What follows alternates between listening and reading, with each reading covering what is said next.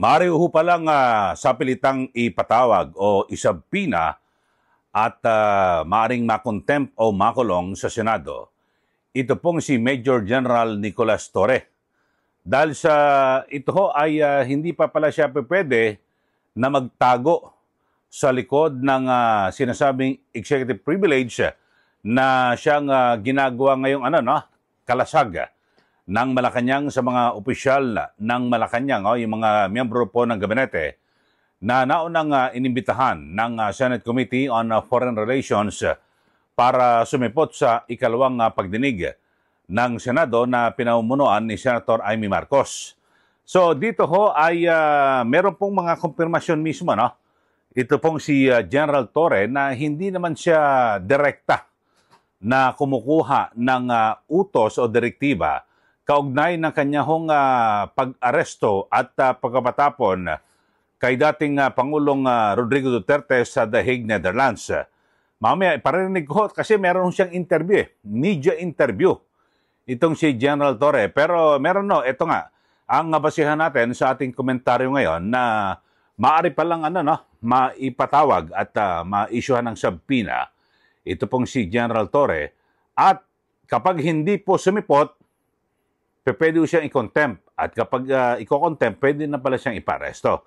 So, binabagit ho ito ni Senator Alan Peter Cayetano at kanyang ipiniliwanag yung issue po ng executive privilege na ini-invoke ho ngayon ng Malacanang para mapigilan ang mga cabinet officials na dumalo sa ikalawang pagdinig ng Senado. Ito, pakinggan niyo ho ito. Importante ho ito, mga kababayan, at para sa kaalaman ng lahat. Isa rin po itong abogado, ito pong si Senator Alan Peter Cayetano. Ang kaso, lahat ng ginagawa ng mga COM ngayon, ng mga TRICOM, QUADCOM, ang kailangan lang gawin ng witnesses nila ay mag-file ng kaso against themselves. Tigil na yung hearing, no? Number two, there are many points regarding other guests. For example, General Torre, no? He's not covered by executive privilege unless the president talk to him directly. Ang executive privilege, pagkaalam ko, kasi kasama po ako doon, ako po nag-chair nung investigation sa ZTE nung na-discuss po itong mga issues na to at na-bring up for the first time in, at least in a recent history, yung executive privilege. Ang purpose ng executive privilege, pareho din ng purpose nung privilege na binibigay, for example, sa journalist, that hindi nila kailangan sabihin kung sino ang kanilang source, or kaya mag-asawa, or yung doktor at pasyente, or abogado at saka kliyente. Ang purpose kasi nun, the client and the lawyer can freely discuss. Ganun din, ang doktor at saka pasyente can freely discuss kasi they will not be compelled to testify, no?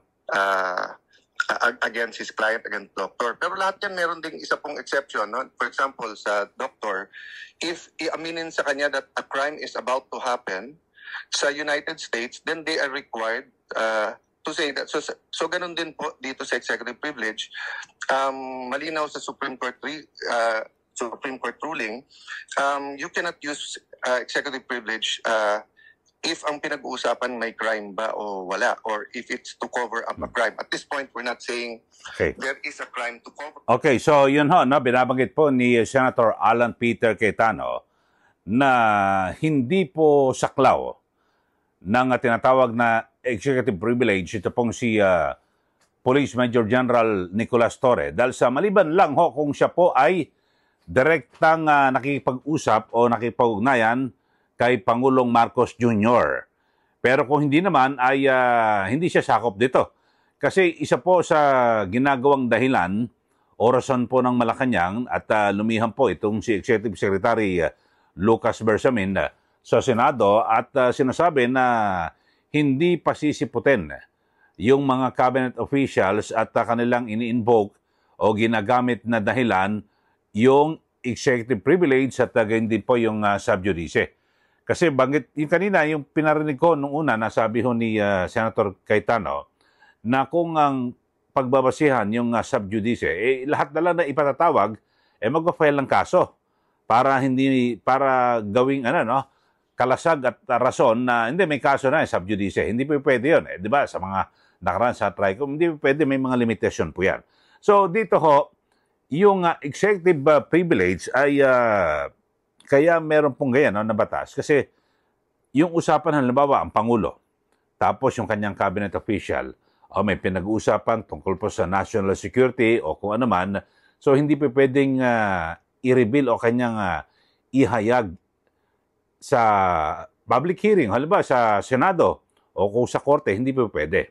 Parang di ba kanina, ehemplo rin sa mga journalists na sino source mo sa ganito, hindi po pwedeng hindi po pwedeng pilitin na ilantad kung sino ang source. So, yun ho mga kababayan, lumilitaw na pwede ho palang makulong kung sakasakaling hindi po sisipot ito pong si General Torre kapag siya po'y inisyuhan ng subpoena at maipakontempt. So, yun ho, mga kababayan. So, ito ho, ang kanina, sabi ho ni Senator Alan Peter Cayetano, hindi niya pwedeng gamitin yung executive privilege, ito pong si General Torre, maliban na lang kung siya ay may direktang pakikipag-ugnayan, pakikipag-usap kay Pangulong Marcos Jr. Ito ho, paririnig ko sa inyo yung kanyang konfirmasyon. Sabi po ni General Torre ay wala ho siyang direkta na pakikipag-usap kay Pangulong Marcos Jr. Kundi sa kanyang hepe lang po ng Philippine National Police na si General Marbil. Ito ho, media interview ho ito Siguro naman hindi na ho siya magbabago at babaguhin ito ng malakayan. Hindi, may direktang usapan yan.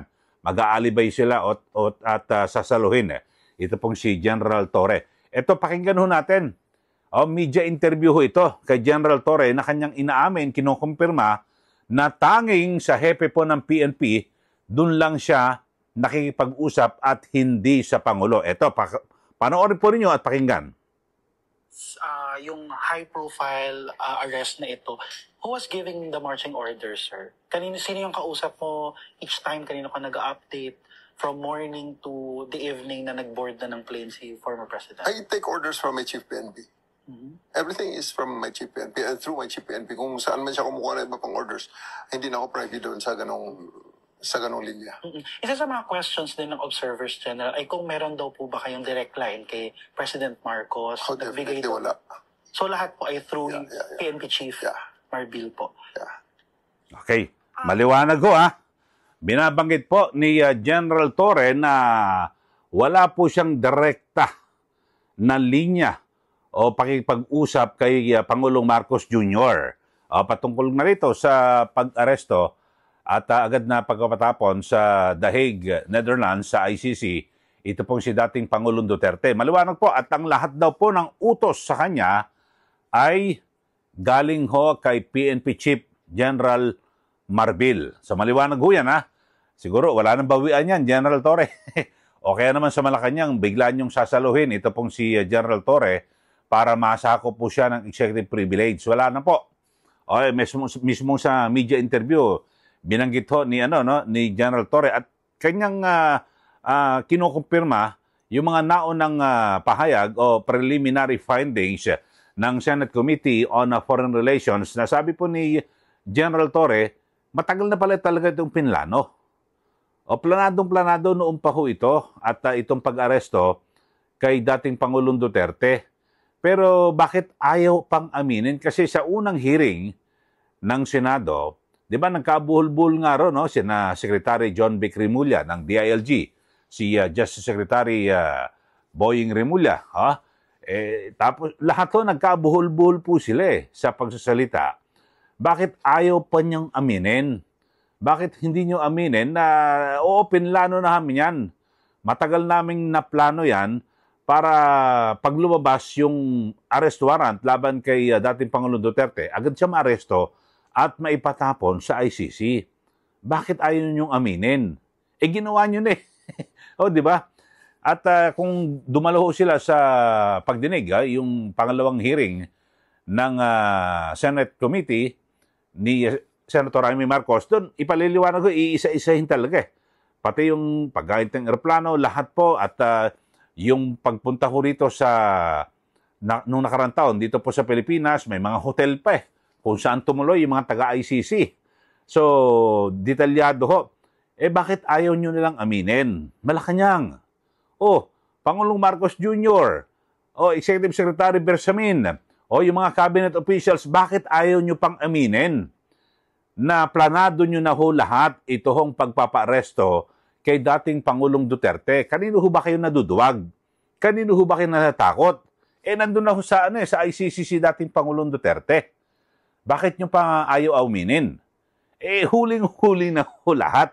Yung media interview ho ni DILG Secretary John Vic Remulla sa Billionaire News Channel kay Pinky Web. Sinabi, sino ba on top dito? Sino ba nagplano? Ikaw ba? Sabi ni Secretary John Vic, hindi. Hindi lang ako. Iba yung hindi ako Hindi lang ako. Pahambol pa. Sabi niya, kasama ko dyan si Defense Secretary Gibo Teodoro, Secretary Anyo ng National Security, tapos siya at ang Pangulong Marcos.